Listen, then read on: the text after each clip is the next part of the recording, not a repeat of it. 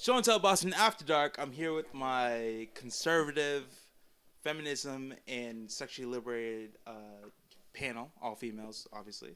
And I would like Women. everybody. You said what? Women. Oh, women. Sorry about that. But can I get everyone to go around and tell us who you are and if you identify as a feminist or sexually liberated or conservative?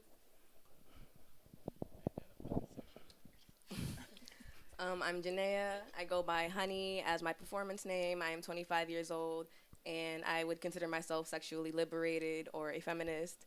I am a writer, and lately I've been branching out with my poetry, just starting to network more and really getting to know more people, and really just trying to community build in my actions.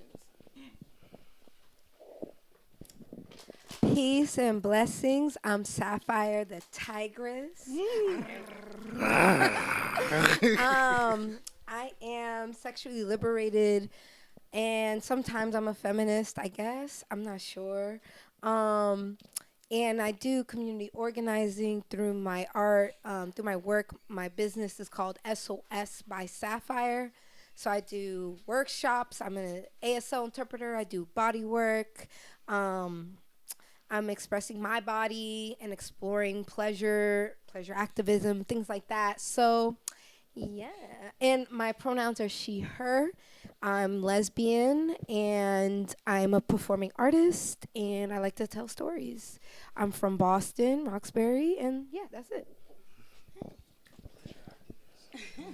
My name is Abida Mohammed. I'm 31. I'm from Dorchester, but I live in Western Mass area, Central Western Mass. I'm an artist. I do music. I like to branch out and do pretty much anything that I can do. I pretty much feel like I'm able to do anything that I want to do. So I'll say I'm feministically connected to different things. I know that's not a word, but I'm just gonna make it one because at the end of the day, I feel like I definitely am always for women, but it just comes to a certain level of what are we talking about. So there's that, and then I forget the other question you asked. I know the feminist thing was one. So I'm going to end it there. Thank you. Oh, I'm sorry. What's up? I'm Tori Visage. I'm 32. I am one half of the two bald-headed hoes, so we can clearly see that I am sexually liberated. But I don't consider myself a feminist, but a woman's woman. So I, definitely advocate, but I also hold accountability and hold space for us as well. I'm a performer, and I am currently studying psychology so I can become a sex educator and a sex therapist. Hey y'all, I'm Khadija. I'm 29 years old. I'm originally from Dorchester. I'm a city girl and an island girl by way of Antigua. I am an ex-feminist, ex-black feminist. I'm no longer identify as a feminist. I used to heavily, but now I'm more of I'm an advocate for women and girls. But I no longer consider myself a feminist. But I'm here and I'm happy and I'm a woman and I love it. Word. What's up, everybody? I'm Kira. I'm 26. I'm from Pittsfield. I'm on the transformation bridge of going from feminist to non-feminist. I agree with a lot of red pill ideas and whatnot. So we'll keep it there. Okay. My name is Mess. Feminist. I'm not a feminist. No, even. Oh, my age, I'm 26, and I'm from Brookline, Massachusetts. I'm Abby, and I am in finance. I do accounting background, and I am not a feminist. So I identify more towards conservative values. Was that all? I think that was it, right? Yeah, so you are. Okay. Leave it at that. Hello, everyone. My name is Barbara Rodriguez, and I got invited by her, and I feel like I'm the oldest here because I am. I'm 37, but we're going to keep it 27, okay? 30. I am not a feminist. I am a conservative, and I actually had to learn that over the years what that was for me to make that decision. And a little bit about my background. I am a professional makeup artist. I've been doing professional makeup artistry for 18 years now, and I have a makeup artistry school where I teach people who want to become professional makeup artists as a career. So my whole thing is teaching people financial freedom because I think that all ties along with everything that's going on in this world. Makes sense to me.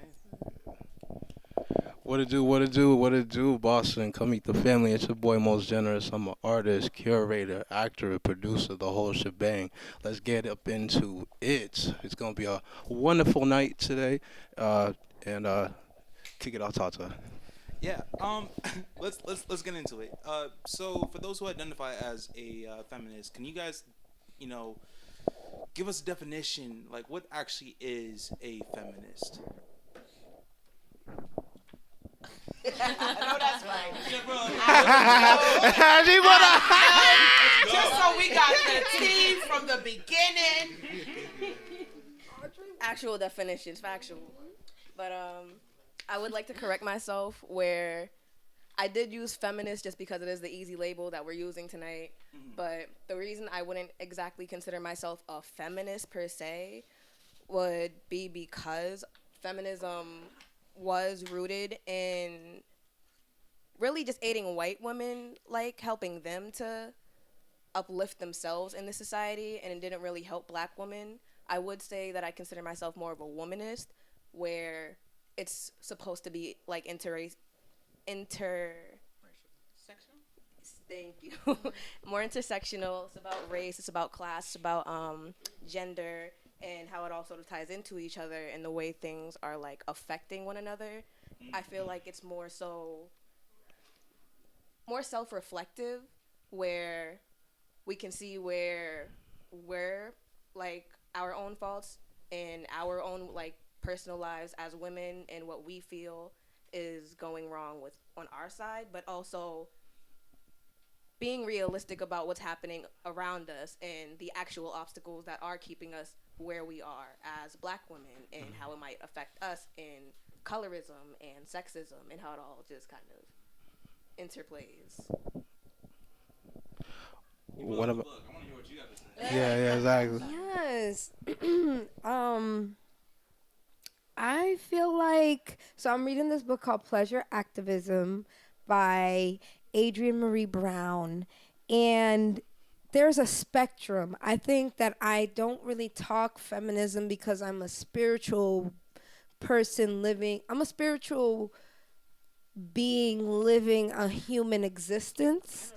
So I feel like I'm feminism out of a purpose, but I'm also just spiritually working through an authority of a purpose, a natural process of existing and supporting other people to exist. And that's why I'm reading this book, but I'm also exploring that in my body, and exploring that through relationships.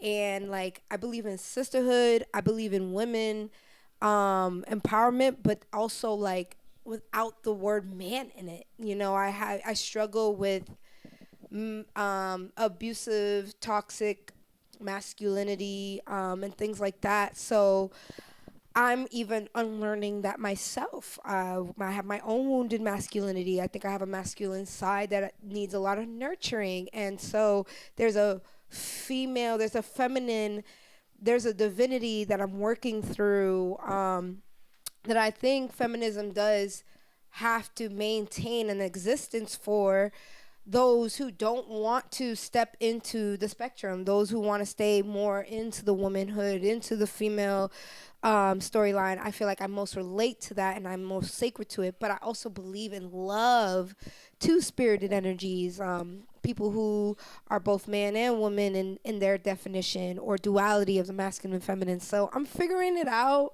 I'm reading, I'm researching, and I think that our bodies need a lot of healing to even know what this definition, these terms even mean for us in our identities. And I'm exploring that But I've always been about pussy power. I've been exploring about exactly. That's exactly how it sounds in my music. Like I'm all about elevating. I did a song with Khadijah where we're talking about pussy power, and we're really naming our expectations of elevation and just feeling safe and sacred with our bodies, with other beings. So I'm still navigating through that, but I feel liberated in that too. I got a question for you. Yeah. Do you find yourself like you say that you got like masculinity traits and like a feminism in you? Yeah. Do you find yourself like having a fight within yourself? All the time. Yeah, Yeah. it comes up most in my loving romantic relationships. How I choose my partners really reflect those parts of me, and when I fight with them, I know I'm going through a fight with myself. You said you're also part of the LGBTQ community, right? Yes. Yeah. Yep, I'm lesbian. So having those masculine and feminine qualities inside you, how do you present yourself in that type of relationship? Yeah, I mean, I'm navigating through that, and I love that question. So I really love my feminine side, and I love to be able to present this very dominant feminine being. But I feel like dominance also comes in hand with masculinity in a sense. Still different. So how I present to the world is that like I want to be seen as a feminine, subtle woman, but I will assert myself and assert boundaries, and like I will fight for anyone that I feel Do you needs trust to be yourself? protected. I do trust myself. I You do. you feel safe with yourself too with that? Most days I work on that. I work on that deeply, yes. Not I feel like my emotional balance needs a lot of work in that. Really working hard on being able to nurture that feminine side emotionally and that masculine side emotionally, and through dance is and movement and body language work. I'm exploring that because I know there's a story in here that my trauma is trying to rewrite. So I'm really working on that so that my masculinity, like if I'm going to love on a woman who's masculine, I want them to feel safe with me to be feminine. And if I'm going to love on a woman who's feminine, I want them to feel safe with me in their masculinity, because I can be a sub sometimes, and I want to be a princess, and sometimes I want to be daddy. Like I don't know, but I'm navigating through that emotionally. I feel that. I think like me growing up, I was a very big tomboy growing up, and whatnot. Like I had a lot of guy friends. I was a masculine. Sports? I was very big into sports. I liked being in the dirt and all that type of stuff. I wore my first skirt my first day of freshman year of high school. Really? The first skirt? Yeah, my first skirt ever. And Wow. I was always in And I like was forced to wear skirts. I was forced religion. I was forced to be a certain woman. And I was like, I just want to wear right. what I want. Pants and sneakers And so, like, and a hoodie. That's it. Finish your thought. Right. Yep. But like growing up like that brought issues in my relationships. But then that's where I was realizing like this is not the relationship I want, cuz I was like I found myself like being compatible with people because I was very much a tomboy, but at the same time I was not feminine. And so it was hard for me to like be like feminine and girly because that just wasn't how I was at the same time. And so like that's why maybe that's caused a lot of problems in my past relationships. And this is why I believe in feminism. Just for a second. All right, just finish your thought and we're going to move on.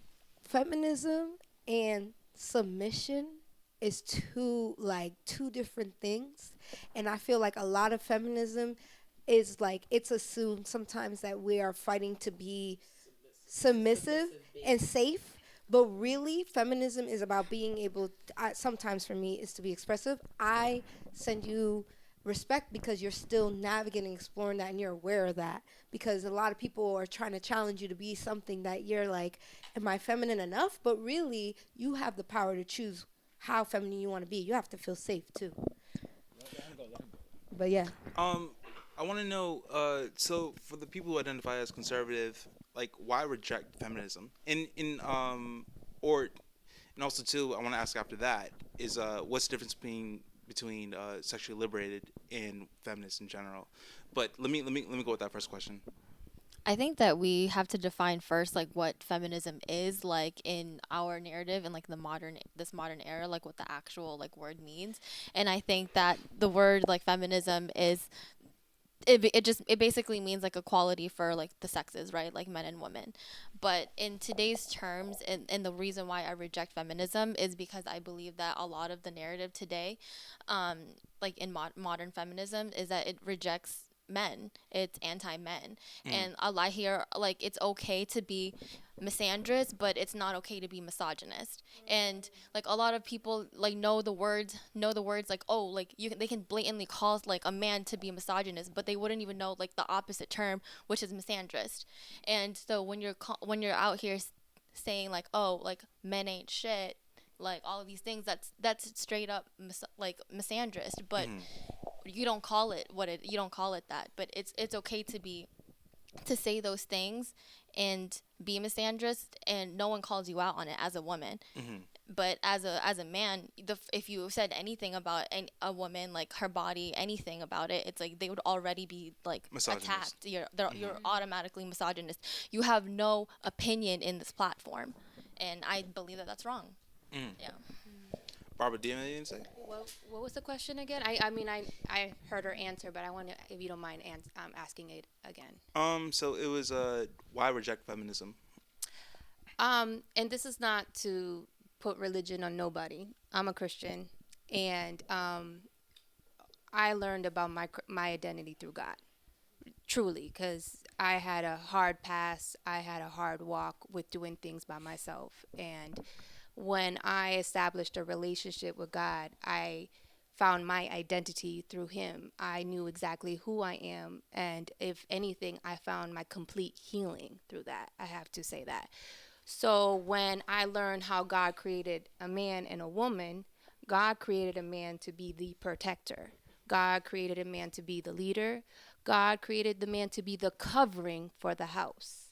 What happened is we're in a society where there are no men to do that, unfortunately. So we have taken both roles, because I'm a mother as well too. We have taken both roles to be mom and dad, and I think that we struggle with that. And so I want to go back to that place of who we are as women and who are men, as the way that God created them. And I am single, ready to mingle, but I want a man. It's a mingle. I will not settle for nothing else but a man who will lead me, a man who will protect me. And yes, I do believe in submission, but I also believe that he needs to submit to God first in order for me to submit to him. It doesn't go that way. You know what I'm saying? So this is why I'm rejecting feminism, because feminism creates this idea of, like, again, she said, men ain't shit. We're demasculating men at this point in society. We're making them this small. We're not giving them any value or any position in who they are and what they're supposed to do for us. Like, we're getting to a point, I'm sorry, I'm getting real passionate. We're getting to a point that if there was a World War III, they ain't no men who's going to protect us. So that's all I'm going to say for now. Yeah. Yeah, pretty much everything she said. Feminism created an environment where women are more valued than men. Like, and we could say we're both equal, but then again, when we talk about rights, we have the same rights, but do we like want to have the same type of responsibilities that the world puts on, you know? Like I was saying to her, I was just saying, like, you know, women have the right to vote, but they're not for selective service. Nobody, and a lot of women, if you were to ask, well, would you like to be a part of the draft? They would say, exactly. But that's saying. Come on, where's fun? But see, you wouldn't want it, as most women do. But do you think men do? But they're forced. But isn't that our responsibility? But isn't feminism supposed to be like equal for all? So having the same rights as men, you have to carry the same responsibility. But women are rejecting that. That's why, like, feminism now is more like, I want all the same rights as you, but I just want the benefits, and that's where we stand right now. Tori, what you got? Okay, so I just Tori, looking on her 'cause, phone. What you got, bro? I just wanna put down the basis of the exact definition first for everybody, because everybody loves the exact until it no longer applies to them. Makes sense to me. So the exact definition for feminism is the advocacy of women's rights on the basis of the equality of the sexes. So we're still advocate. It's just an advocacy type of situation. What? And If I jump in 1 second, I'll ask you one question. What rights do men have that women don't? Money. That's not a right. That's not a right. well, technically, it is a right.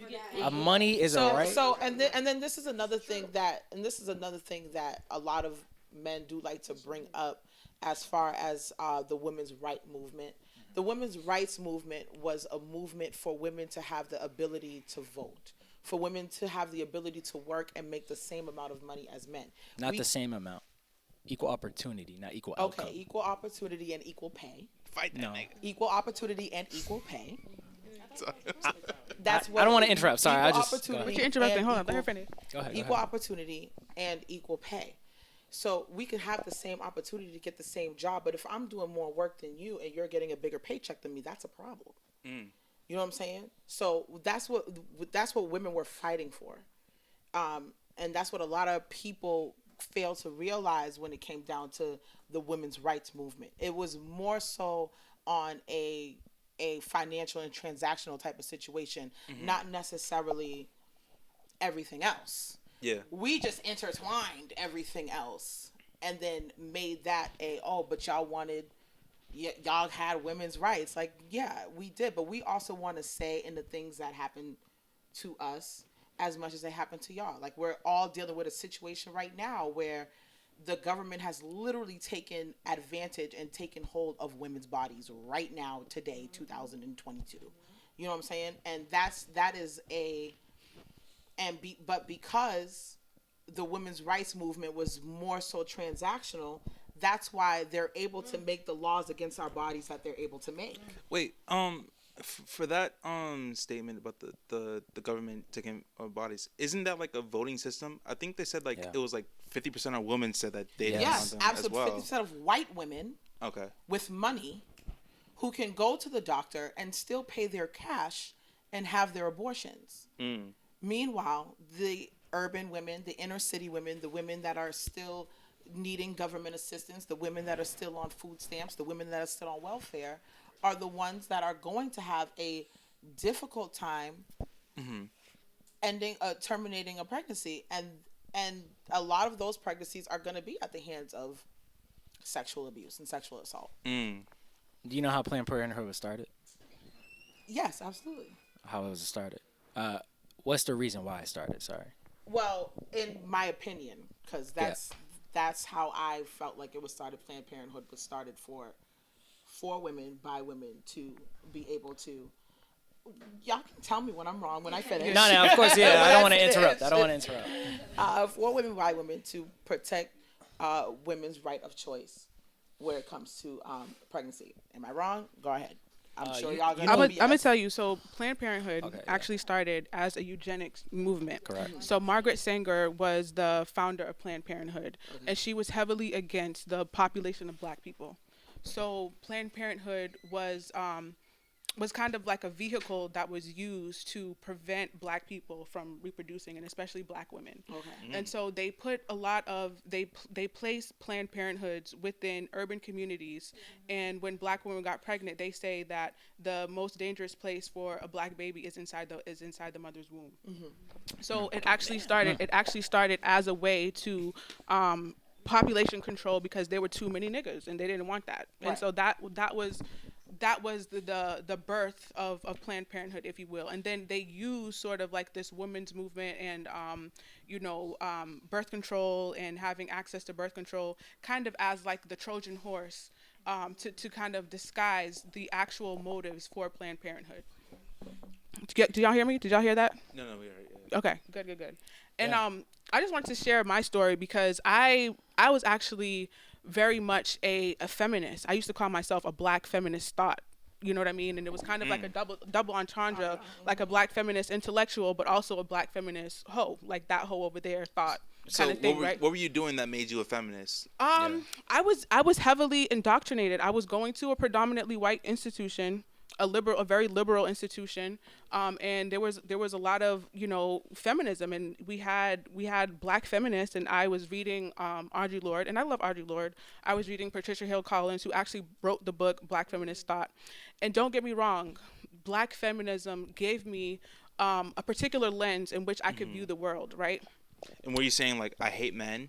I started to see my own men, black men, as my enemy. I started to see them, and I have brothers, I have uncles, cousins. I started to see black men as my enemy. And when I was claiming and heavily holding on to this identity, I was also dating a lot of white men at the time, which was really ironic. And I don't think there's anything wrong with interracial relationships, right?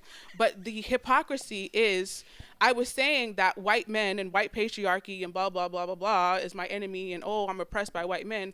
And then at the end of the day, I'm going home and I'm getting railed by white men. Like that's hypocritical as fuck. Yeah. You know what I'm saying? Facts. That's hypocritical. That is That's a crazy way to put it, but yeah. So how am I gonna be like, F the white man and da da da da da da da da? Yeah. And I'm literally like volunteer. You know what I'm saying? And like I'm acknowledging my ancestors were raped, and I'm volunteering the pussy to white men. Yeah. Like that's crazy. That's like legit, like Dear Black People. That You know what I'm movie. saying? Yeah. That's what I'm saying. So I started to see my own men as my enemy, and then I also noticed too this kind of like whole culture, right? And no disrespect to anybody, I support sex workers and things like that, sexual liberation, whatever, right? But let me tell you something. Sexual liberation. What happens with sexual liberation? Because I consider myself a sexually liberated woman as well. Okay. Sexual liberation. Men now have easy access to sex, right? Which is awesome. It also promotes like let's have casual sex. You don't have to be attached to this man. He doesn't have to do anything. He doesn't have to provide. He doesn't have to protect. He doesn't have to. He's going half on a meal. He can be broke. He doesn't have to do anything for you to give him sex. Facts. You know what I'm saying? And at the end of the day, we lose out. I used to be out here. I feel like that's individually based. This is my story. This is my story. I'm not speaking for nobody else but me. This is my story, right? And I found myself being used, abused, discarded. I'm being depressed because I'm not connecting. I'm sharing myself intimately. You know what I'm saying? And using this idea, I can have casual sex, but sex is a sacred act, right? And we can say it's casual all we want to. But that doesn't mean that it's not sacred just because we say that it's casual. So this is my story. Like I said, I'm using I statements for this right now. But I started when I came out into the real world and I started to see how things work. I'm like, hold on, like women are actually losing out more than we're winning through this feminist movement. And so I started to kind of like lean away from that. And it doesn't mean that I'm no longer an advocate for women. It doesn't mean that I slut shame or anything like that, or I say like, oh, she's a hoe because of this, she's a hoe because of that. It's just I've shifted kind of my lens on how I view feminism and how I view how these systems are they working to actually advance women, or are we being kind of like bamboozled in a way? You know what I'm saying? Because we think that we're being free and da-da-da-da, but basically it gives men no incentive to really step up, and we're complaining men are not protecting us. Protect the black woman. We're not being protected because we're not giving them any incentive to protect us. Like why when they can get sex for free? Like that's true. You understand what I'm saying? So that was wait, honey, I want to hear what you have to say. You took the mic. What's going on? So I want to speak to what you were saying, but also somewhat on what you were saying. So I was raised in evangelical Christian. The men in my life were very much dominant, supposed to be the protector, took charge, and the women around me were very submissive. The problem that I have personally with submission and putting men in this position to be the sole provider and protector, a lot of the men around me were very abusive. And a lot of what they did, they were allowed to get away with because they were the provider. They were the one that we had to depend on, we had to look to. And there became a lot of issues where well, we're down here, we're supposed to submit to you, and I have the woman around me telling me based off of what they would say, what they would do, that was the treatment that was reflected in how they treated women. Um, I would say that I do feel feminism today can be very dividing. However, I don't think it's exactly in the ideology. I think it's in the use. And I think what the use is would be between the political parties, where Democrat and Republican. I feel like a lot of their values are more so in capital and being able to sort of divide and conquer. And I feel that feminism, religion, race, all of these have become tools and no longer ways of identifying or sort of like bringing people together. I feel like feminism, when it started, was for the community of women, well, white women, but like To be as seen. as it continued to grow, I feel like in general it was for women to create a sense of community. And now I feel that it's become a tool where it divides men and women to very explicitly hate each other. And I think it this allows us the chance to really get to know each other, especially with these labels. I feel like a lot of the time we'll hear something and we'll immediately identify like a personality Right. to whatever label we've already like heard. So that's why I personally don't identify as a feminist any longer, because I feel it became very dividing, and there's a lot less love in these movements and a lot of just hatred, and it's constantly just a fight to be right. And I feel like everyone's living experience is very individualistic, but we've been sort of forced to see everything through these very singular lenses, and it just really fucks up the way we interact with each other, and it really doesn't allow us to come together to make the community better for any of us. I feel because that we're constantly fighting, we never really have the chance to bring anything new together, because we fall into these sort of lineages, you know, if that makes sense. And so let me ask this question. What's the difference between being sexually liberated and being a feminist? And you people who identify as conservative, do you even see a difference in that? I don't even know what that means. But can I real quick add to her? Real quick, Go ahead. add to religion. So there's a difference, okay? Because I understand where you're coming from. I also grew up in a religious household where it was not nurturing at all. It was very legalistic. And I didn't see who God was and who he was in my life. And so there's a difference between religion and relationship. And so I found my own relationship with God, my own. I didn't go to church to go find God. I went to go find God in my bedroom. I agree with that completely. And so what I want to tell you with that is that, and I want to talk to you about this because you're touching my spirit,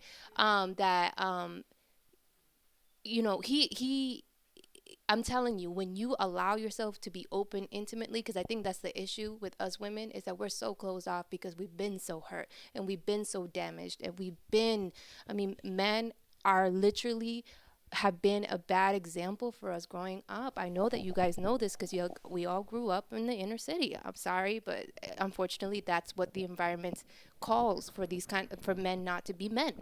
So I want you to know, there's a difference. There's a difference between religion and a difference between having a relationship. And I was in that, and when that really shifted for me, I was able to see my identity in Christ. And let me tell you something. Let me go off of this real quick. The reason why Jesus died on the cross was because of religious people. That's fine. I just wanted to say super quick. I actually agree with you wholeheartedly. A lot of my relationship, personally, I wouldn't say that I believe in every single thing. We would probably have like a long discussion about this, but my relationship to what I call source came from me like sort of sitting down and having those individual talks and prayers. And one of my best friends is actually Christian, and she tells me all the time how she prays for me, and I don't take offense or anything. I think if all of us like came together and were able to see past the differences in our relationship to spirit or source or God, however you may consider it in name, I actually think we'd be able to really work a lot better together. I actually do respect your relationship. I see it like one and the same. You were able to find it outside of the church. You found it within yourself and within those personal conversations. I'm sorry. But also too, could you guys go back to that question about like what's the difference between sexually liberated and feminist? Yeah. Tori, that's what it is. So I think yes, because we see each other, you know. But I think that a lot of people get the word sexual liberation so misconstrued that they assume that sexually liberated just means that we're just out fucking everything, everyone, every minute, every second, every time, and that's not it. It's just literally liberation is just being free of the oppressed.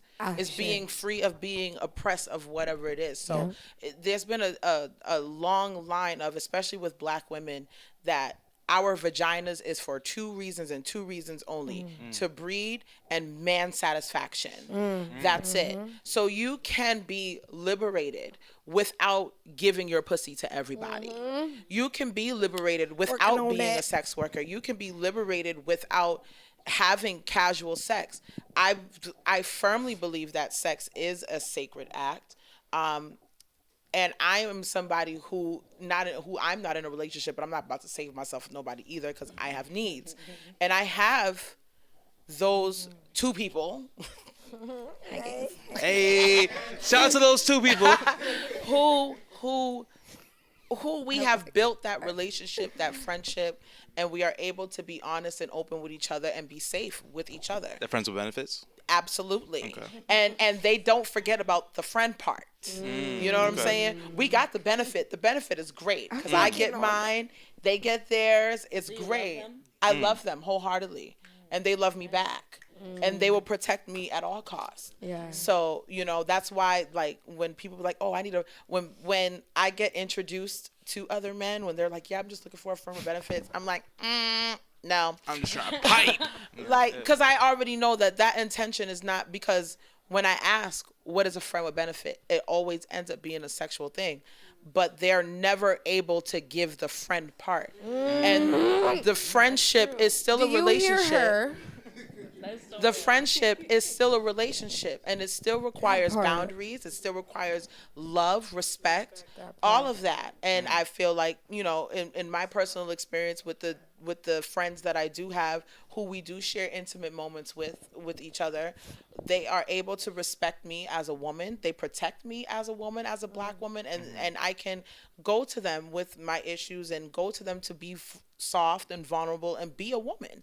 And in their moments of masculinity, when they feel like, I don't call it weakness, but when they feel like they're being weak, they know that in my space is a safe space for them to be themselves and for them to express themselves and express their hurt and things, and know that anything that comes from me is not on a base of being mean or being the bitter Black woman or anything like that. It's really just to try to uplift them. So liberation is not spreading the coochie. You know, you can still have the coochie on ice and still be like, her body is not for your purposes and to give you a baby because you want it. But how's that not feminism though? So it's not feminism because in today's time, is really the only way that I can really describe compare it.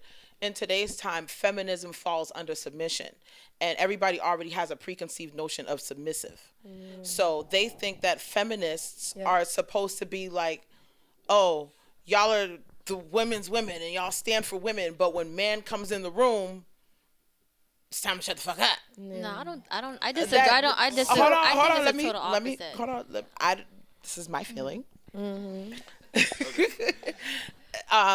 And I feel like it's a preconceived notion. It's a preconceived of women are supposed.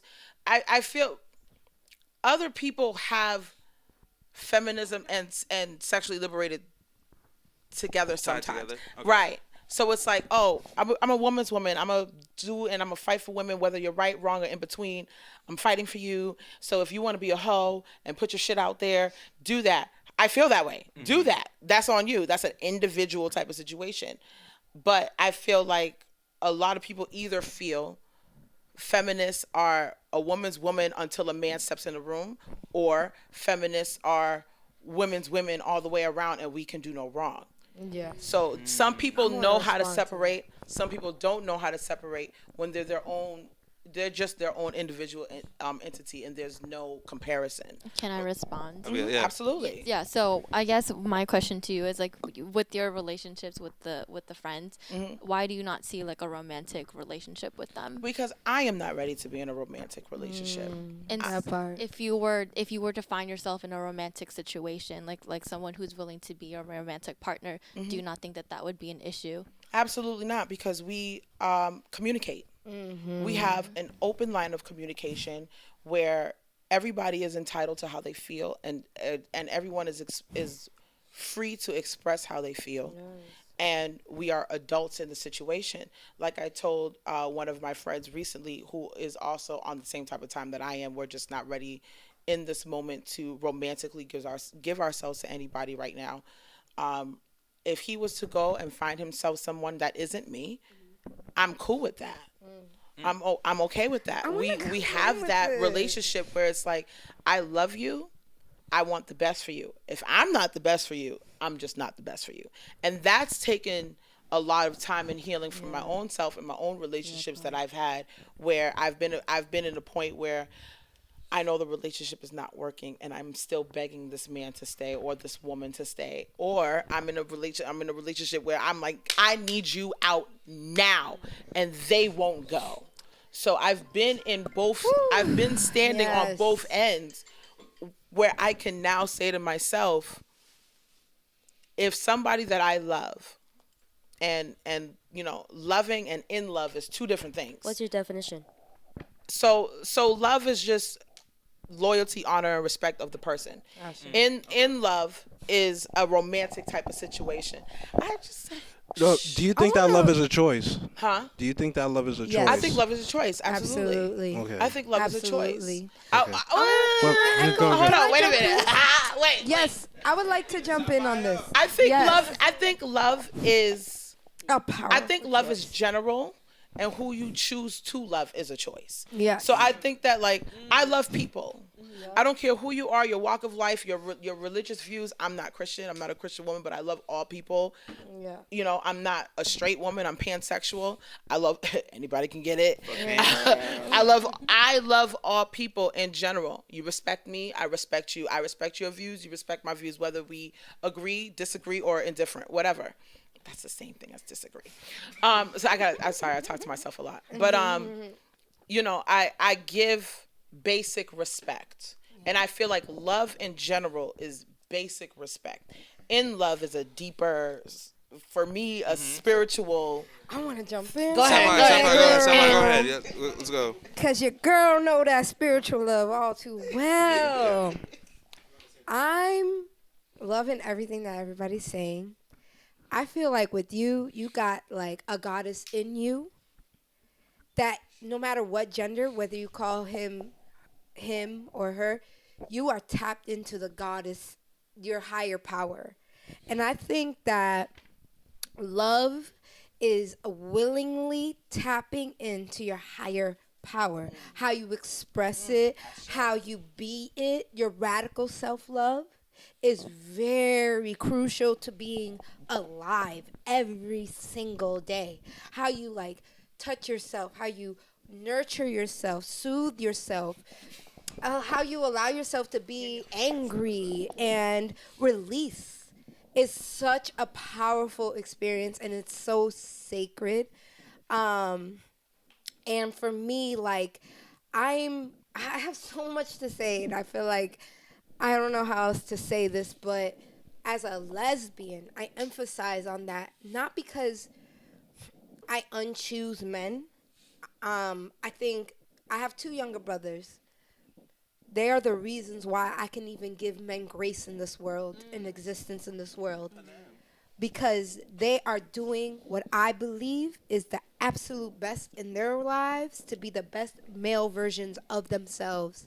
And if I am a older sister, I'm an older woman, if I can see that in them, then I can see that humanity can be whatever they want. I want to shout out to trans men. I want to shout out to trans women. I want to shout out to the spectrum of sexual identity. And I think that is the biggest part of sexual liberation, is that when you choose your identity, you are choosing your liberation, your form of liberation.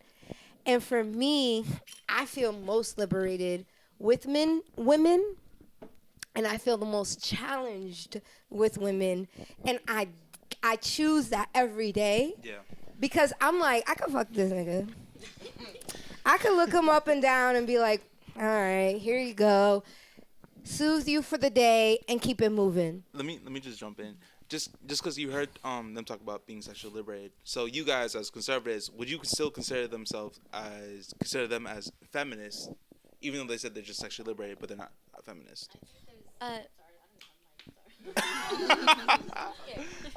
Damn. I was going somewhere with that, but I love y'all women. Yeah, I was just saying. I think like there's like intertwining like of like the ideologies between like feminism and like sexual liberation. And I want to go back to a point like something that she was making. Because I think that we're conflating like femininity, like being in our feminine energy, and feminism as two different things. So absolutely. like so being feminine and being our feminine energy, that's the submission part that comes like from understanding where to be submissive and where to be more assertive in ourselves. And I think with feminism, it's more so like fighting the submission. Like I'm not gonna submit to anybody. Like I don't care who you are. Like I'm not gonna settle for no man. And like down with the patriarchy. So I think that's like basically the message that feminism is like teaching today. And so I guess this is where we like need to differentiate like between femininity and like feminism. Feminism is also political. It's very political. Yeah, absolutely. Yeah. I do have a question for you, because you were talking about how like with your two friends, that you get like all the love, you feel feminine, you feel trusted and all these things and whatnot. But if you feel all these things with them, why can't you just choose one? I can choose one. I choose I not want to. to talk about this. I can choose one. I choose That's not what I to. was trying to. And I think that's the But not only that, there is something that one gives that the other doesn't, and that's just my choice. So you're a polygamous? Absolutely. Polyamorous or polygamous? Polyamorous. Okay. I'm polyamorous. But at the same time, like choosing one for a lot of people makes a relationship, and it makes exclusivity. Thank you. Yes. I got you. So you have the two guys, but what if the two guys have another girl? That's not my problem. Okay. I'm cool with it. Protect yourself. It's very individually structured. It's very individually I want to structured. speak on love real quick. My mom always used to say, or she says, that love is an action word. And so we often think that, and I love how this conversation is like coming into love, right? But love is like something that you do, and it's a service. Yeah. You know what I mean? And it's something that's always like in action. Yeah. So you can have a feeling, and this is not really in response to anything or whatever, but like this is you can have a feeling, but then love is what you do. That's why we have like the different love languages, and like exactly. Are you words of affirmation? Do you need physical touch? Do you need an act of service? It's something that's always kind of constantly in motion. And I think sometimes we kind of have like this idea of love is that it's just like this kind of like broad feeling, but it's also like, and that is only for one person, and it's not. And I also believe I'm sorry, hold on one second. I also believe that you could love people. I believe in polyamory. I believe that you could love more than one person romantically, and I think a lot of times we think of polyamory as like everybody's sex based, and sometimes it is like the friendship piece and the emotional piece. And I think love is also, while it is an action word and it's something that's constantly in motion, it is also so very vast. Yes, it's so very vast, and it's something that it really is something that really can't be contained or boxed in. So I just want to put that out there. Can I say something? Yep. Wait, quick question. So- I just want to You've been a know little if bit you guys silent. believe in generalities. Like, do you guys believe like something generally is true? Like, you know what I mean? Because I'm hearing a lot of like individualistic talk, but do you believe in like generalities? Yeah, that's general too. Yeah. So, all right. So what I was gonna speak on was how I was raised. I was raised Muslim, conservative, pretty much cover up to my like wrist, Oh, to yeah. my Wrist ankles. and the ankle. And that's what I wanted to do. I was like, okay, yeah, I'm gonna do that, and I'm gonna get married before I have sex. I'm gonna do this and that, and make sure that happens. And I saw my parents loving each other in a way that wasn't just I love you. It was like let's do Arabic classes together. Let's learn together, grow knowledge. Let's wake up early and pray together. Let's do all this stuff. Let's pray together. Let's read Quran together. Let's love each other deeper than just I hug you, I go to sleep with you, I say I love you, and we take care of the kids. But we have our own time together where we capitalize on what we learned, not just together, but by ourselves. And now we're going to learn together until we can't anymore. So he was with her for 47 years. Now he's not. 47? My father. Oh, yeah. So yeah, he was with my mom for 47 years. The only reason they're not is because she passed away. So Oh, condolences. that's real love right there. Because his love pretty much for her kept him going instead of him being like, damn, she gone. But I mean, that happens. But at the end of the day, he and her showed me what real love was. To when I went into the world to have love, everyone wanted to do what everyone else was saying. They want to have sex. They want to call me and be like, hey, you want to go on a date? Never call me again. Like, that's when I went to college. So that's you think that's going to happen. But I didn't. I was like, yeah, sure, but me though, okay? And especially because my parents showed me the most love that I ever experienced. Yeah. I trusted them more than anybody in the world. My father was like the best example of a man to me, to where I was like, I hope I find somebody like you. Because even if he'd be like, you know, upset or annoyed at my mom, it would never go to the point where I'm like, Dad. It would always be like, he'd talk to my mom like, hey, and she'd be like, hey. And then they'd go talk to each other. It would never be like they're arguing. I never saw them argue. There was probably one time I was like, hey, Dad, don't say it like that. And he was like, well. And then my mom was like, it's okay. So I feel like I learned that from them, and they really helped me to, I love that. They helped, and in a way I was naive to where I'm like, how come you don't love me right away? How come you don't want to date me right away? How come you just want to have fun? I'm a virgin. I'm staying that way forever, but I wasn't. So at the end of the day... Sexual liberation. So yeah, that was one thing too. When I lost it, I felt like, oh my God, I'm going to hell, because that's what I learned growing up. Like, you do these, you like don't do these things, you're good. But if you do these things, these are big things. Right. It's over for you almost, because you can repent, but if you do it again, it's over for you. You're going to hell. So for me, I needed to learn a healthier way of living. Because that wasn't the way. It was like, okay, I lost my virginity. No one's ever going to love me now. I'm just nothing now, because my religion told me I have to be pure to enter with a man. And what if he's not pure? It doesn't matter.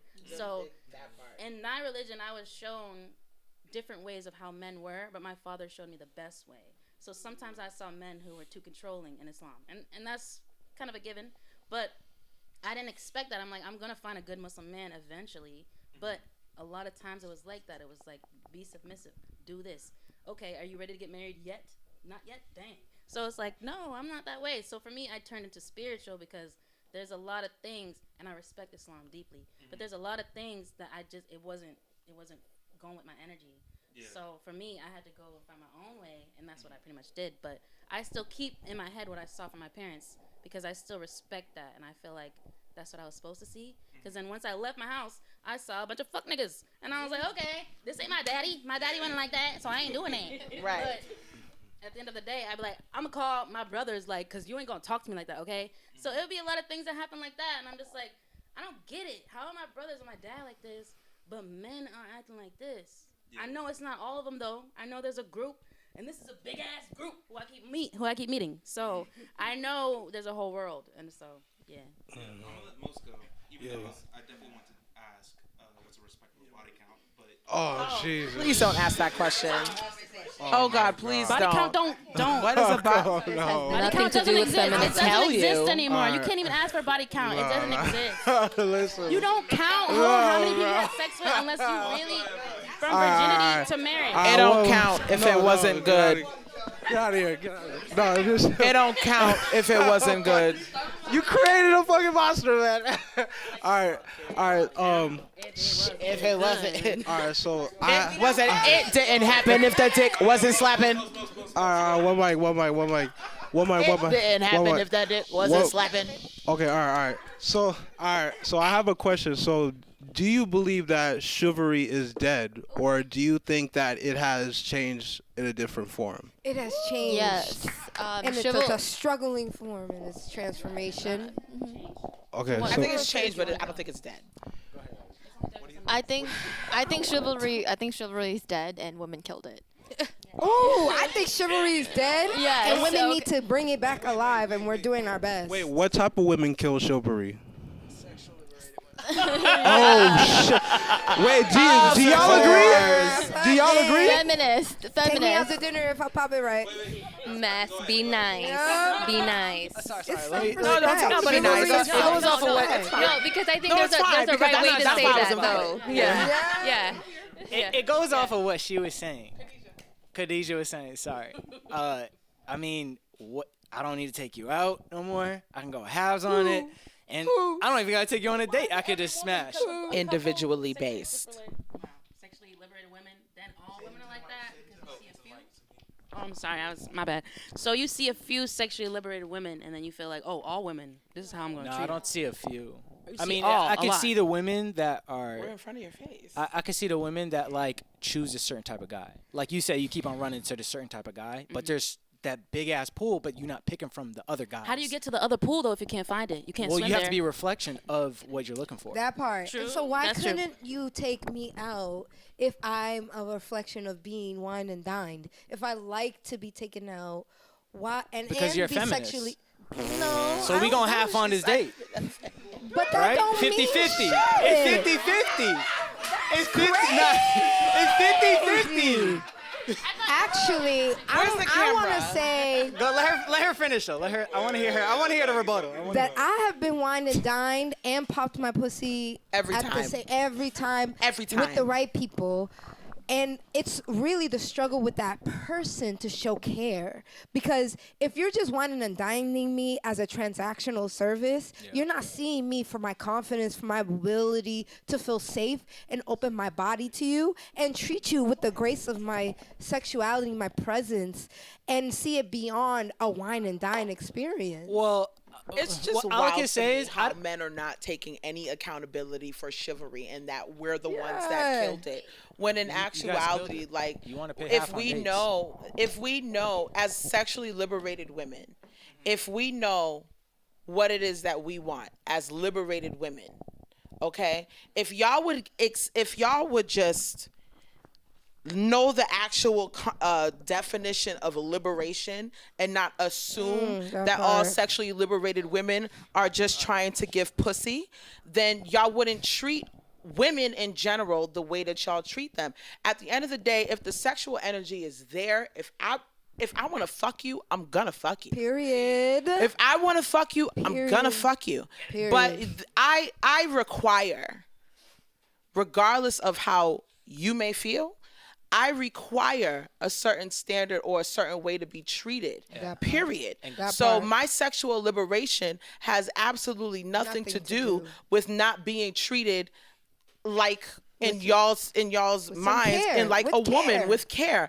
care. I still expect to be taken out. yeah, and I and still expect men to be expect I to still expect sleep to with be- you I've after taken- paying for the meal. Well, But that I've taken men sounds out. like a If you- personal problem. But if you think about it, right? But I've Guys taken that go men on out. it, guys that go. And That's I what I'm saying. don't I sleep can't with really, them. I can't understand because you date both. So like, No, I don't. You just said- assume that. I oh, date sorry, both. sorry, you date both. I date Yeah. all. Okay, so when I'm talking about a heterosexual relationship, if you're going out on a date with a guy, what do you think the guy wants? Like really? But that is a personal problem. No, but see, and that's Wait, why I I gotta asked if you ask a believed in question. generalities, I gotta and it ask this, seems though. you only What do you believe think in a sexually liberated woman is like, though? What is What do that you- definition all to right. you? Yeah. She's explaining it way different than what I think it was.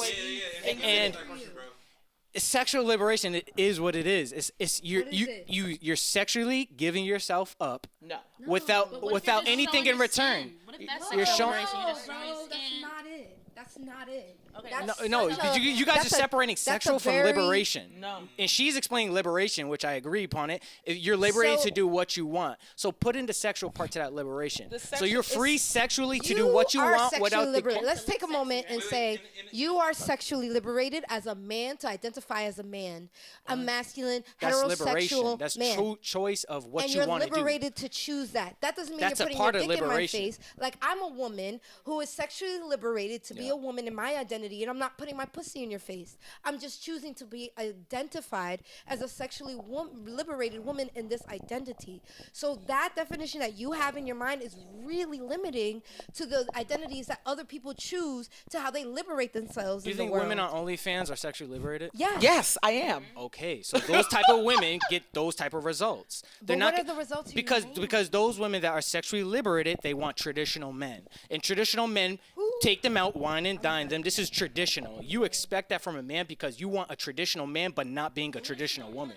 No, but that's what I'm saying. She's saying she expects. I that on a expect to date. be I'm treated just- as a lady, period. And what is being And treated so like a if- lady? That's tradition. And that's with tradition. care. No, it's not tradition. It's respect. It's not tradition. It's human it's Me paying for basic your meal human is human it's disrespect? basic human decency. If you invite me out, traditional. If you're inviting me out, no, it's not traditional. Because if I invite you out, I'm gonna pay for it. If you're inviting me out, because at the end of the day, my plan in my day was not to be with you. So if you're hitting me up like, listen, I want to take you out, I want to talk, get to know you, whoop de whoop, cool. I'm expecting you to do what it is that you need to do because you are inviting me. Whereas in the same breath, if I say, just like I've said to my friends with benefits, hey, let's trying to do a movie date. You down? I paid for that shit. I don't got a problem with that. Because you invited them. Because I invited him. You know what I'm saying? And a lot of times because they feel like because these men do have a sense of gender roles, that they feel the way that they feel, even though I would invite them out and pay, they still end up paying anyway because it's a gender role that Traditional you guys gender role. that's a traditional. However, that's not what I or a lot of sexually liberated women are not looking for. I think that's a minority. Right. Than And They you just get a- want and you to get be a man that treated doesn't take with full basic human responsibility. decency. That's it. And I feel you- like basic you- human decency.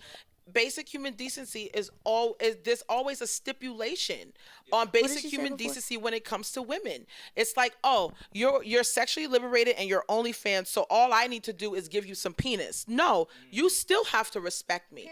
I don't care if I show up here with pasties and a thong on. You still have to respect me But because people are men going are to not judge you in a going certain to. light. That's what I'm saying.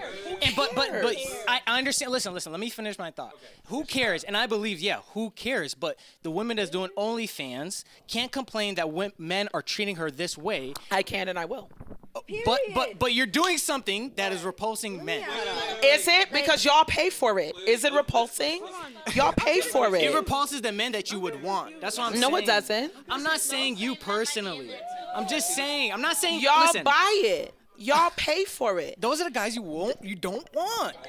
Exactly. We don't want you. We just want you to pay for I'm our not shit. talking. So, hold on. Some OnlyFans Okay. about the money. Let's how do you speak, and then let me hear you speak. So Wait, let's. I'm listening. No, Then I got you. no. Finish the thought. so if a man is fully funding your OnlyFans, right? Where am I going with this? Yeah, you go ahead. Like, 'cause I got A man is fully in my funding. bank account. Period.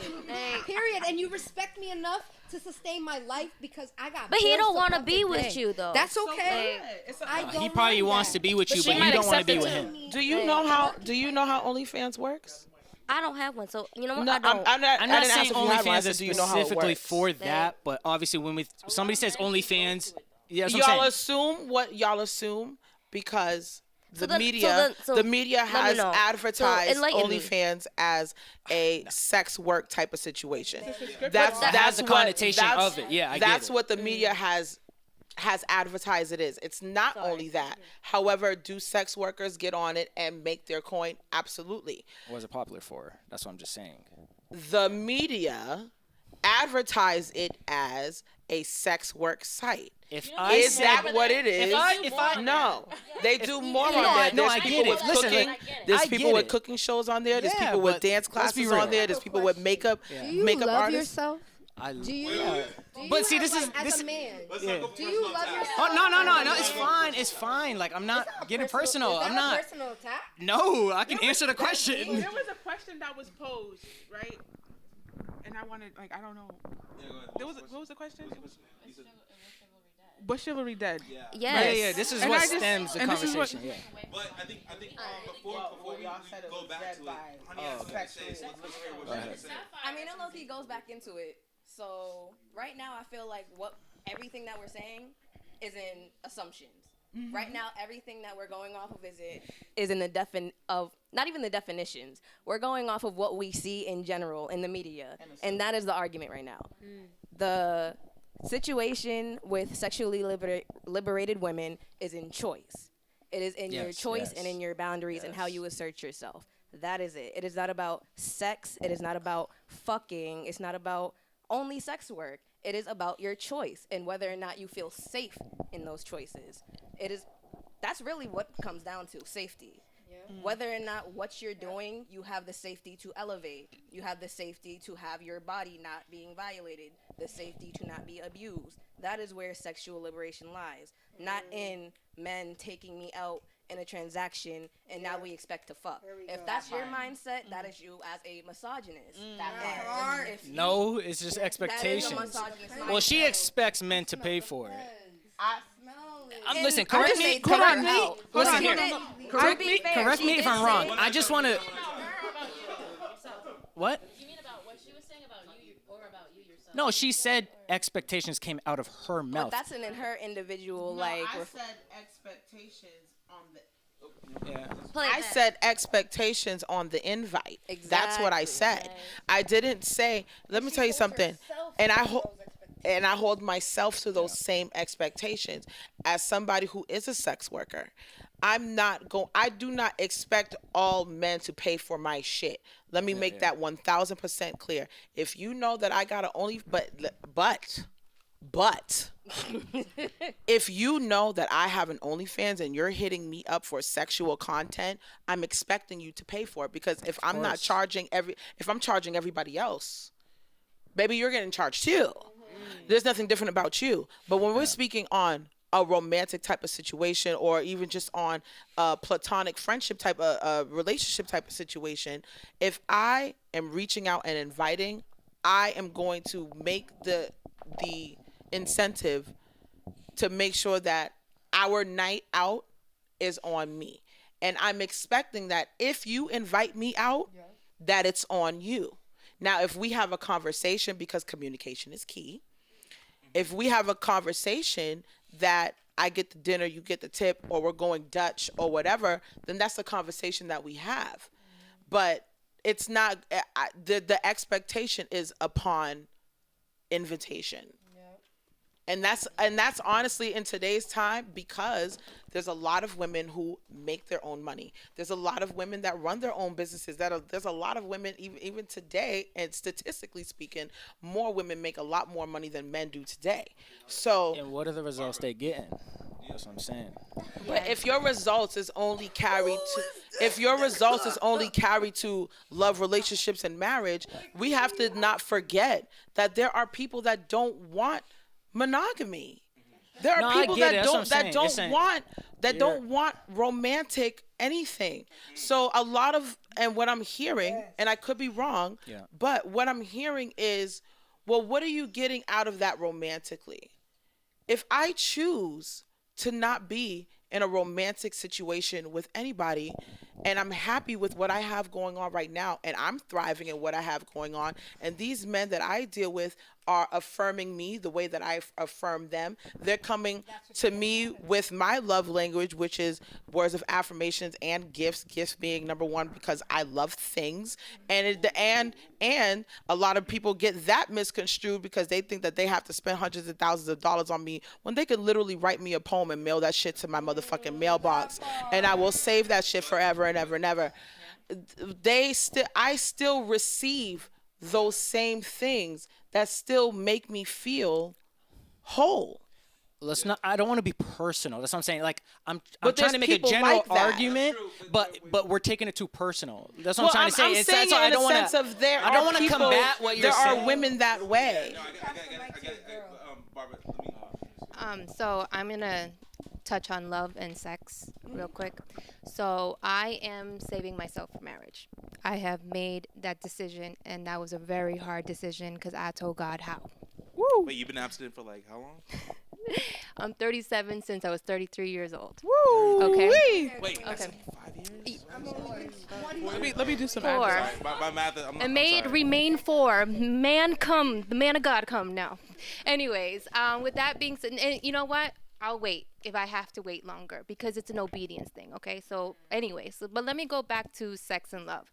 Let me tell you something. When you sleep with anyone, okay, especially man and a woman, okay, a biological man and a biological woman, when you sleep with them and you have not made that sacredness or that vow to be with one another under God, what you're doing is, let me just explain something. We are a spirit first that lives in a body that possesses a soul. And all of us at some point do not operate from spirit. We operate from flesh. So we go by what we want, what we need, and I say this with so much love, okay? Everything that I say, even when I disagree with you guys, I say it with a lot of love within me. So what happens is that you're sleeping with this person, their spirit enters into yours, and what's happening is that you don't know what kind of stuff they actually took on into their spirit, whether it be a spirit of depression, whether it be a spirit of anxiety, whether it be a spirit of rape. You don't know what you entered into your body. So what happens is that starts to fill up in your mind and it starts to mess with you. You cannot operate from a pure spirit. You cannot. You cannot. So what's happening is that now we're coming to this place where we're finding identities in names. When at the end of the day, you're Abby. I'm Barbara. Sapphire, right? Yes, you are, and seriously, what's your name? What did your mom name you? Sapphire? Honestly, my mother named me Noemi. Noemi. You are Yes. Noemi. Yeah. God made you Noemi. And I know, and then going back to you calling me a goddess, I appreciate that because you see light in me, and the light comes from God alone. Yes. It doesn't come it. from no goddess. And I say this with so much love, okay? So, and then going back to love, I actually want to give you guys the true definition of love. And I'm not trying to say, hey, I'm right. I'm not saying. What I'm saying is what I'm receiving and what I'm here to share with you all, okay? So I'm going to actually read this right quick. Okay, so listen to this. Love. And this is from the Bible, 1 Corinthians 13:4-8. And I'm sorry, I'm not trying to get religious with you guys, but I'm not. I just felt promise. like when you was I'm asking not- about love, when you said Let me you was tell going to you. give the definition, it would be like the Oxford. But go ahead. Yeah, no. No, listen to this, and really ask yourselves if you're doing this on a daily basis. I'm serious, guys. This is a self-analytical, whatever thing you want to call yourselves. You know what I mean? At the end of the day, I'm self-analyzing with God. God, am I this way? Because I'm His servant at the end of the day. And so let me go back to that. So love is patient and kind. Love does not envy or boast. It is not arrogant or rude, okay? It does not insist on its own way. It does not insist on its own way. We may have an opinion, they have an opinion, but it's not on our own way. We got to listen to people and listen to where they're coming from. And yes, we may agree to disagree, but with love, right? It's not irritable or resentful. It's not irritable nor resentful. It does not rejoice at wrongdoing, but rejoices with the truth. It sounds like love is something that's not human, because what this is describing is something that humans, we are flawed, right? Can we do that? Because we're gonna be envious. That's human nature. Okay. You know what I'm saying? We're gonna be rude. We're gonna dislike. We're gonna, you know what I mean? We're gonna transgress. That's human nature. So is with the definition that you just gave, is love something? Spiritual definition. But Yes. earlier you said love is a choice. So which one of that part of love are you choosing? Deep question. And she was talking about all that stuff filling up her spirit. and stuff like. This is why body count matters. I think she's talking. No. Listen, when I say something, can I just let me finish? Can y'all just let me finish? Yo, listen. Because if you didn't interpret that, listen, let me speak. I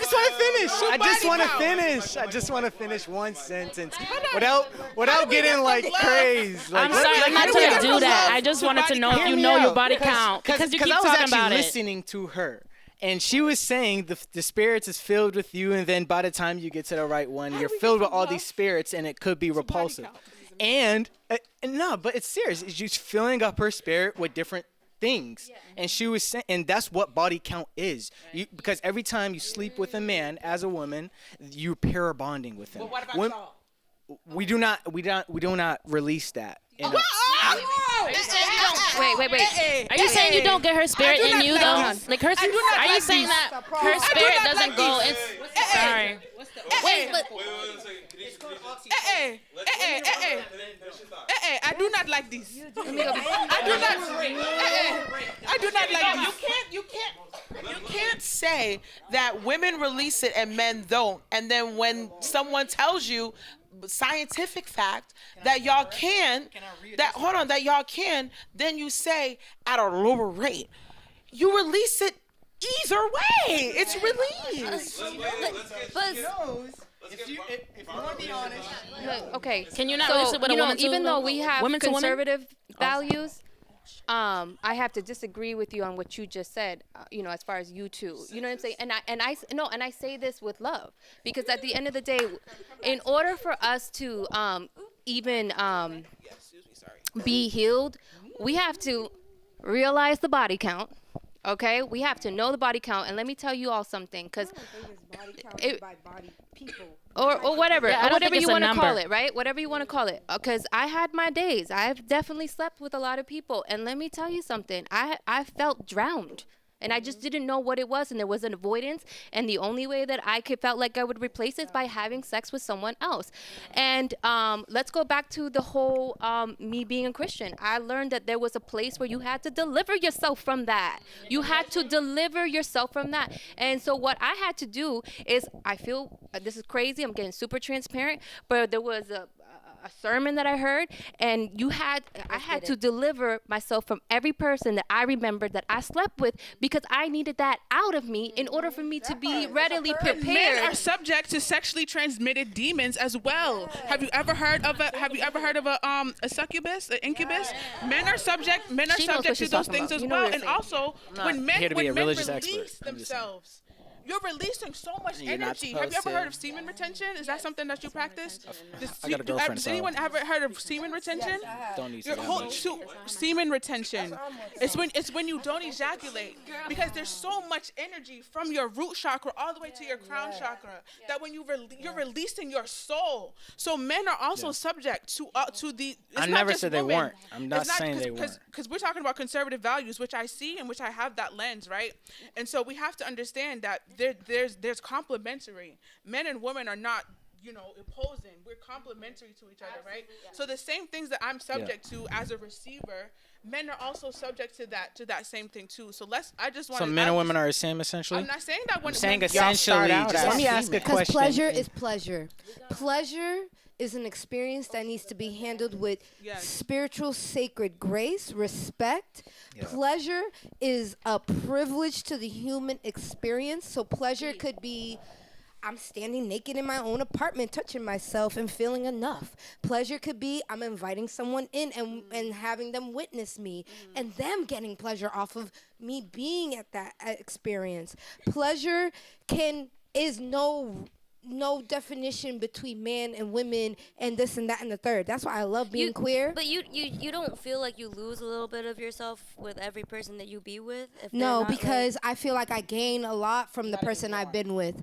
The people that I've been with, as much as I've literally, quote unquote, lose myself, it's a gift. I've gifted every single person Okay, I've so loved. think and of it as they've like a pair of gifted pants. me. Let's think of this as a pair of They've gifted pants. me. You're gifting a piece of your pants to everybody. You're gonna have no pants. And that's okay because I got another pair of pants. I actually may not want to wear pants anymore. I've given a piece of myself to those people who've also given themselves to me, and I honor and respect and appreciate what they've given to me because I've built off of certain growth out of what I've gotten from their pants and what they've walked through. And you spoke on essence of cleansing and navigating through trauma and purging certain pain to be able to be ready for that love and commitment to one person. I feel like as a sexually liberated, sometimes feminist, sometimes not, I don't know, as a person who's navigating through my spiritual experience, I am working on being able to hold my sacred power, my sexual power, but also like who I give it to and how I give it to. I want to do it with love and respect as a way of saying thank you for elevating me in this experience. Every choice is an elevation choice. When I speak, I only want to talk about heterosexual because I can't go and beyond about like your experience. Like when I speak, it's about heterosexual. So I can see like how you're coming at it a different way, and it doesn't fit like the talking point that I'm saying. Like I don't know how because I'm talking about people, human. Women well, experience. dating a different. This is just my. You know what I mean? Would you say dating a woman? Have you ever dated a man? Yes, I have. Okay, so it's different, don't you think? Absolutely different. Okay, that's what I'm saying. But it's not. Actually, I've dated a man that was very much womanly, and I've dated a woman who was very much manly. They were actually both Libras, but my favorite was the Libra woman. I miss you, baby. And that experience was way more liberating because they actually embodied more so the work to heal or explore or identify their masculinity, their polyamory, their spiritual identity, the God in them. They had a manhood in them that I was like, oh my God, like I haven't seen that in any being. Barbara, so I want that in that experience, but I want that as a spiritual experience for everybody, including myself. So, that is individually designed. Absolutely. Barbara, what did you say? Honey, I'm sorry. What you got, honey? Did you wanted to say something? Never mind. Honestly, I forgot what I was going to say. Okay. Hold on. I had a question. All right, real wrap quick. us up because we got to take a little break. No problem. So from like a religious point of view, not even the religious point of view, but like this mindset, whatever, right? Wouldn't you say that like the bonding between a man and female during like a sexual transaction, isn't that like super intimate? Absolutely. Right. There's an So- intimacy involved. Yeah. But go ahead. You got another question? Yeah. So I would say that I personally, I don't know if this is how y'all operate in like conservative friendships, but like I would say any relationship that you have is considered intimate. I agree with that. Yes. Can I say something, dudes? But there's also absolutely, but there's Yes. also, again, I'm just gonna go by quoting scripture. There's also a scripture that says if you're Go off. if they say God said it. If you're unequally yoked, you're not you're not for each other. Why are you guys not with anybody right now? Because you're unequally yoked. And if you're with that person, why did they get a divorce? Because they were unequally yoked. I'm sorry. I'm not looking at you. I just talk to the people. But the thing is, no, seriously. There's a division that is occurring, for sure. But I'm sorry. I'm going off a tangent. But what was I saying? I'm sorry, guys. Equally yoked. Yes, you have to be equally yoked, and in the only way that you could be equally yoked is get pure. Yeah. Get sanctified. Can I? Okay. I feel you. Okay. Can I say something Yeah, to this? go ahead. It's very true because I feel like that what we're talking about like sexual spirits, Sorry. sexual demons, it does happen. Like I feel like it's happened to me in both ways where it didn't happen and then it did. Where I'm like, okay, why am I so depressed? Like I know why I am because this right here. Yeah. But it's even more like serious now after dealing with this person and still wanting to and then doing it again. I still feel that feeling again. So it's like May I just they're going ask- through it, and he saw me going through it, so we both kind of like transitioned our demons. But at the same time, he was looking for healing, and it like not in the conscious way, subconsciously. And I'm a healer, so I see that, and when I love, I heal. So. But I would want to ask, just would that exactly be considered just sexual demons, or would it be, oh, we've trauma bonded now? Like, You're right about you're that. going through I think something, you have a point there. you know? It's a trauma bond where our demons could be dancing, like, yo, I'm so happy to see you, bro. Yeah. Like, yeah, it could be like that. Yo, I've been here. I've been waiting for your ass, bitch. But I then know, they bitch. be getting mad at each other like, well, hold on. Why didn't you come sooner, bitch? I know we gotta take a break, but I just want to ask you a quick question. Yeah, sure. When we, first of all, the whole spiritual thing, I 1000% agree with you. But the whole equally yoked thing, because I just feel like the conversation of being equally yoked always ends up transitioning to heterosexuality. And that's just not what a lot of people are. So what does that like? I mean, I am no longer a Christian woman. I've followed Christianity since birth. I grew up in a strictly West Indian household, so we was at church 3 days a week. I sang in the choir, all of that. But now I practice Ifa. So my viewpoints I still do turn to the Bible for certain things, because at the end of the day, a lot of religion and spirituality do still stem from some type of African-based spirituality. But when it comes down to the whole equally yoked conversation, I just always feel like it kind of shuns out the rest of us who don't walk in that light, who don't walk in the light of man and woman, but we still walk in the light of the higher power. So, Okay, so And then, I know, and then we'll wrap it up. If anyone Yeah. else replies, I'm gonna scream at you.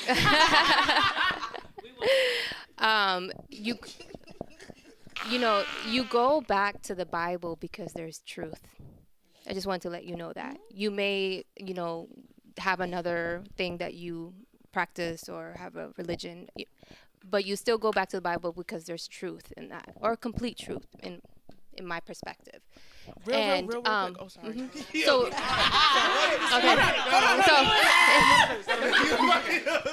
real quick. Yeah. Let her finish. I don't agree because, like I said, this all religions. But she mentioned that. So she mentioned the Bible, and she mentioned the Bible for valid reasons. You mentioned you're For a calculated reason. You're looking for truth at the end of the day, and I say that with so much love. You really are looking for truth. You are. You are. You no, but and so and I don't have anything against trans people, gay. I don't have anything against it, but my belief system is that God created a man and woman. He created man and woman, and his purpose of making us was to procreate. Women and women and men cannot procreate. And what's happening, let's go back to this whole abortion thing. There's this whole population control. Who's that from? That's not from God. That's from the enemy. So what's happening is also too is that they're also bringing this agenda, and I say this with so much love, this LGBTQ agenda. They're throwing it, and I'm sorry. This is why I homeschool my child. They're throwing it down. They're throwing it down children's throat. Let that person, when they become an adult, make that decision for themselves rather than being infiltrated in schools. But I'm we'll getting be a right tangent. back with these Let me go back. messages. Let me go back. We'll be right back with these next few messages. Okay.